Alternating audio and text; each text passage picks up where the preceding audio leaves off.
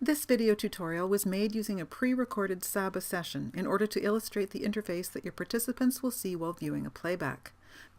Recording your Saba session allows participants who were unable to attend the live event to play back the recording later.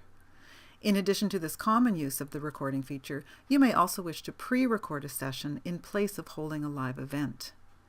For example, you might want to record supplementary information, optional sessions, or perhaps create a bank of tutorials for your participants to view when needed. Pre-recording a session often entails more time and a different approach to simply recording a live event. These tips will help you create pre-recorded sessions efficiently and effectively. Let's take a brief look at how to start, pause, and resume recording your Saba session. If your start and end icons in the upper right corner are not full size, you can enlarge the Saba session window by clicking and dragging on a corner or an edge until the icons show in full. You will also now have access to all of the session tool buttons along the top of the media window. Recording will automatically begin once you start your session by clicking the Start button. You can pause and resume the recording at any time by using the drop-down menu and the Resume button in the upper right corner. Verify that you are indeed recording or paused by checking the record status in the lower left corner. Clicking End also pauses the recording, however, it returns you back to pre-session mode. Note that recording does not automatically begin again when you now click Start, and you must click on Resume to continue recording.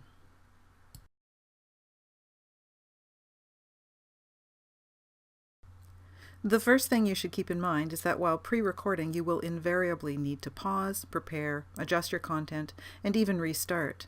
So it's definitely going to take longer than a live event. Be sure to allow for plenty of time when booking the session. Once a session is created, you'll be able to go in and record even before the scheduled start time, and you can exit and lead as many times as you need. But once the end time passes, you will no longer be able to lead the session. If you need to start your recording over, you will need to exit the session without publishing, wait at least 5 minutes for the server to release the current session, and then log in again. In some cases, you may wish to have one or more participants logged into the session you are pre-recording. For example, if you're including a poll in the session, you can use a participant response to display the correct answer in the playback. We'll take a closer look at this example later in this session. Consider breaking up longer sessions into short topic-based segments to help keep your participants focused and yourself organized. Aim for no more than 10 minutes per segment and pause the recording to prepare for the next segment. But don't forget to resume recording again. You can check the status bar in the lower left corner to be sure you're recording and paused when you want to be. You may be tempted to approach your pre-recorded session the same way you would a live session, but working from a script will actually save time and create higher quality recordings. It helps ensure that you've covered everything and keeps track of your time. But do write your script in an informal manner and practice reading it 2 or 3 times before you record. You should also try to use a variety of media content, including images and videos, along with your PowerPoint slides.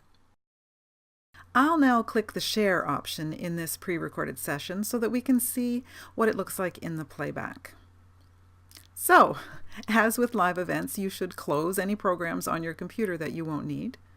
Also, be sure to disable pop-ups or notifications that may appear unexpectedly while recording. And for browsers, you may want to turn the search prediction feature off so that when you type in a URL, your past search history doesn't obstruct the view of the application or reveal unexpected search suggestions.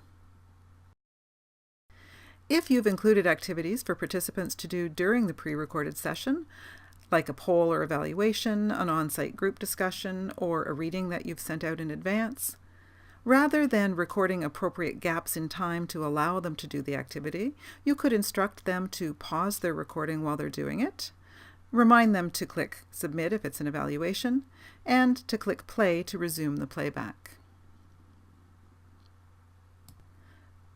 Finally, you should always test your content before recording to confirm what your participants will experience. When you're satisfied with your recording, be sure to save it by clicking Exit, choosing a publishing option, and clicking Exit again. Publishing makes the recording available for playback from participants' My Schedule page. Depending on the length of your recording and the type of content you've included, publishing can take several minutes.